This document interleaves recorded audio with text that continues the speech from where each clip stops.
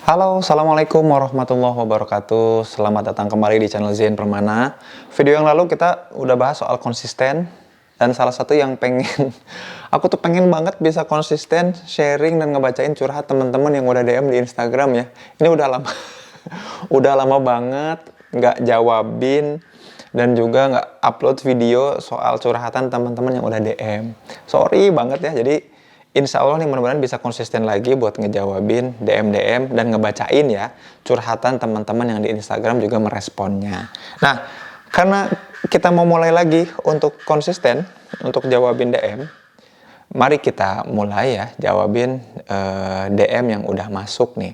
Ini ada kisah yang menarik yang sahabat kita yang curhat ini cerita dan bilang katanya dia punya teman yang toksik dan gimana sih caranya menghadapi teman yang toksik gitu ya. Walaupun sebetulnya tidak ada orang yang toksik, tapi mari kita dengar dulu ceritanya atau curhatannya seperti apa. Assalamualaikum Kang Zen, perkenalkan saya inisial W dari Bandung ya. Kang mau curhat dan butuh solusi bijak. Mungkin buat curhat aja ya untuk share ya, belum tentu jadi solusi nih yang saya sampaikan nanti. Dan ini mungkin teman-teman juga akan ada di antara teman-teman yang nyimak, mungkin ada yang kayaknya kisahnya mirip-mirip sama aku deh. Kang, saya benar-benar di posisi yang membingungkan katanya. Saya merasa punya teman yang toksik dan tidak baik, juga rasanya melelahkan. Harus memendam emosi negatif demi menjaga perasaan dia. Di satu sisi juga kasihan sama dia karena sifat jeleknya dia ditinggalin sama teman-teman dekatnya. Awalnya saya pikir setelah bicara atau sharing sama dia, itu bisa sedikit merubah kebiasaan buruknya. Rupanya enggak, Kang. Selama saya berteman dengannya beberapa semester terakhir ini, saya merasa sia-sia apa yang udah saya share, pandangan-pandangan saya, itu seperti angin lalu. Dan kayaknya itu cuma lewat doang, katanya gitu. Setiap ada masalah, selalu langsung curhat ke teman kelas lainnya. Padahal masalah itu belum jelas. Contoh, saya tidak merasa ada masalah sama dia, tapi dia merasa ada masalah dengan saya. Ketika saya tanya masalahnya apa, dia tidak memberitahu saya, coba telepon gak diangkat, sampai nuduh saya yang enggak-enggak, dan tidak benar adanya sampai bilang gak usah temenan lagi. Padahal gak jelas juga ya apa masalahnya. Dengannya, dan gak usah temenan lagi dengannya itu saya iyakan.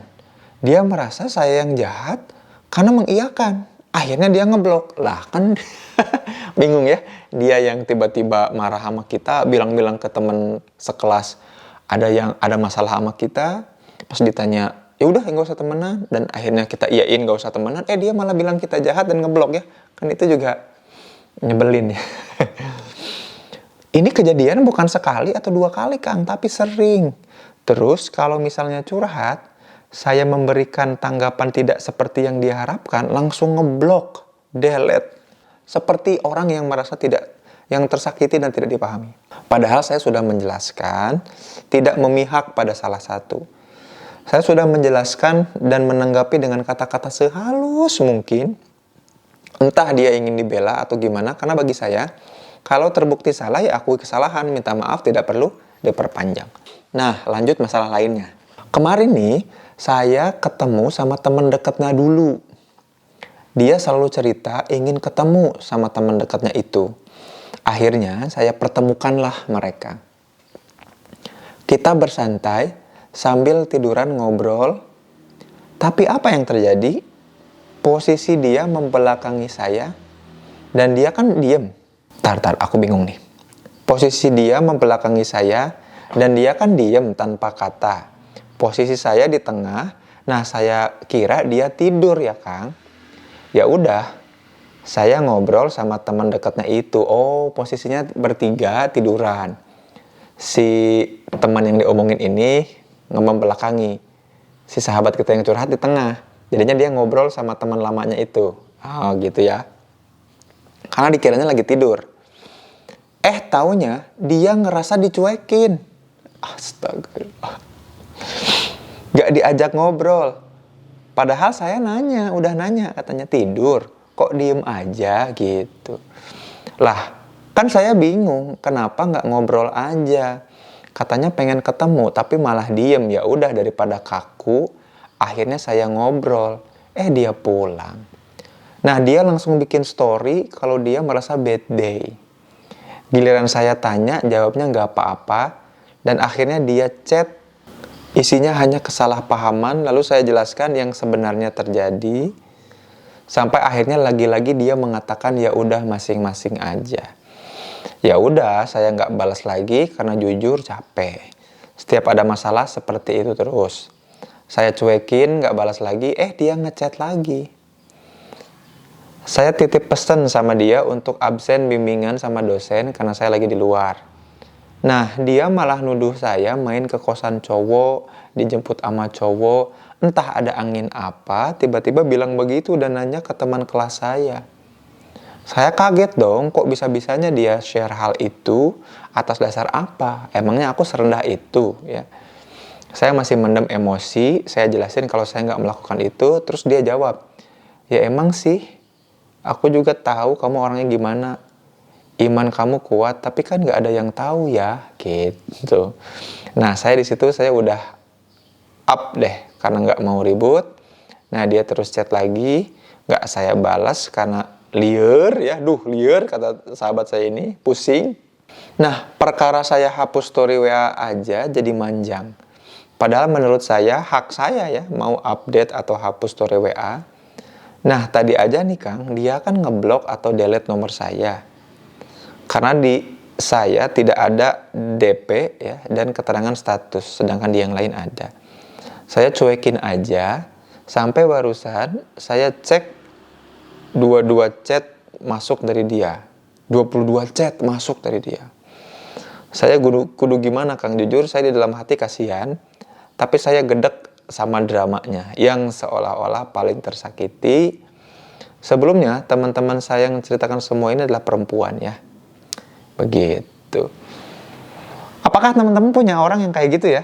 Tipe-tipe orang, kalau dalam bahasa Sunda sih sebenarnya istilahnya tuh namanya apa? Pundungan ya. Orang yang mudah merajuk ya. Tipe-tipe orang yang memang butuh banyak perhatian, orang yang pengennya jadi pusat perhatian orang, dan pusat loh ya. Jadi semua perhatian itu tertuju sama dirinya, nggak ke orang lain. Dan orang-orang seperti ini bukan orang yang toksik ya. Jadi sekali lagi, tidak ada orang yang toksik. Dia memang mendamba perhatian dan ingin memanipulasi perhatian orang hanya untuk dia. Dan memanipulasinya lewat apa? Lewat sensasi ya, lewat sensasi itu apa sih? Hal-hal yang kemudian kalau diutarakan tuh membuat orang tercengang dan wah, masa? Iya gitu.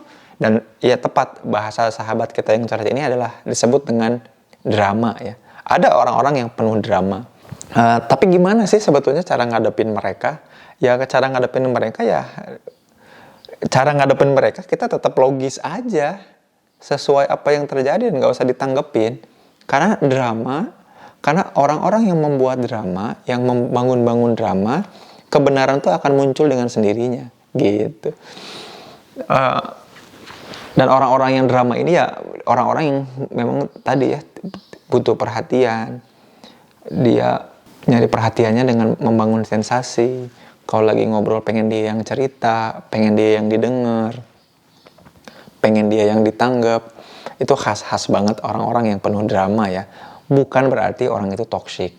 Kalau dia berelasi sama kita, dia jadi lebih logis, dia jadi lebih teliti. Tadi ya, walaupun kita kasihan karena dia kemudian nantinya nggak ada teman, dan dia setidaknya sama kita jadi orang yang lebih baik, dramanya jadi berkurang, ya relasinya jadi nggak toksik, dia tetap jadi nggak toksik. Gitu. Jadi tetap sebetulnya nggak ada orang yang toksik. Cuman kalau kita capek sama dia, capek wajar ya. Kalau kita nggak nanggepin dia juga boleh kok, nggak apa-apa, kan hak kita ya. Kalau dia rewel, marah, kan tinggal kasih tahu aja buktinya, faktanya, supaya dia juga terbiasa mikir logis. Dan ya itu tadi, dia butuh drama, dia akan nyari-nyari kesalahan. Jadi kita nggak usah sibuk dan nggak usah jadi ikutan panik. Toh karena memang dia pada dasarnya akan selalu nyari sesuatu yang sensasional. Memang akan ngebuat drama. Ya kalau ngebuat drama kan butuh bahan ya. Bahannya apa? Ya bahannya dari kesalahan-kesalahan yang dibuat-buat. Kesalahan-kesalahan yang tidak ada.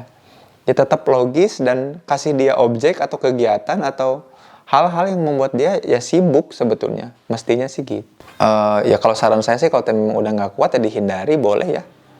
Toh dia bukan keluarga kita, boleh banget untuk dihindari dan betul, ya nggak masalah ya. Mau di-block, di-delete kan urusan dia. Gitu. Yang kemudian jangan sampai membuat sahabat kita yang curhat ini, membuat teman-teman di rumah yang lagi nyimak ini ngejudge orang sebagai orang yang toksik, orang yang memang punya karakter atau dia tuh punya karakter emang pada dasarnya kayak gitu, jelek. Enggak ya. Tetap kita doakan dan tetap jadi orang yang logis ketika berinteraksi sama dia dan ngasih contoh bahwa dengan logika berpikir ini kita bisa lebih disayang kok.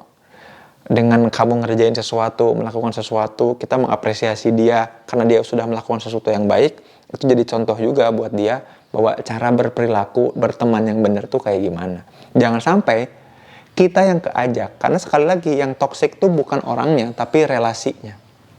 Kalau kemudian kegedekan kita, kejengkelan kita, kebetean kita ngadepin dia, membuat kita pun berperilaku yang ngebetein orang lain, yang berperilaku buruk orang lain, memicu kita untuk berbuat negatif kepada orang lain, hubungannya yang toksik. Karena kita juga ikutan toksik. Bukan berarti orang yang toksik, tapi relasinya yang jadi toksik. Makanya supaya relasinya nggak toksik, maka kita tetap keep positif, tetap logis, dan ya apa adanya. Gitu. Jangan kemakan sama drama, dan kalaupun dia lagi nyari-nyari drama ke kita, ya kita biarin aja. Kita kasih contoh relasi yang baik, cara berpikir positif, dan perilaku yang positif. Tapi kalau teman-teman masih beranggapan, enggak Kang, memang benar ada orang yang toksik, ya itu terserah teman-teman ya. Nggak masalah, tapi jangan tarik-tarik saya untuk ikut ngejudge orang lain bahwa ada orang yang toksik. Gitu. Tapi kalau teman-teman gak setuju dan punya pendapat lain atau punya saran buat sahabat kita ini, boleh banget. Silahkan tuliskan aja di kolom komentar di bawah ya. Terima kasih udah nyimak video ini. Like jika suka, subscribe jika teman-teman belum, dan share ke orang-orang yang kayaknya membutuhkan. Atau teman-teman punya orang-orang yang senyebelin itu ya, kerjaannya nyari bahan untuk drama, jadinya nyari-nyari keributan, nyari-nyari sensasi, share ke dia biar dia nyadar itu tuh nggak asik. Yang asik itu kita berkolaborasi dan juga bikin project sama sahabat kita untuk berbuat kebaikan. Itu yang bikin pertemanan tuh makin asik. Sampai jumpa di video saya lainnya. Terima kasih. Assalamualaikum warahmatullahi wabarakatuh.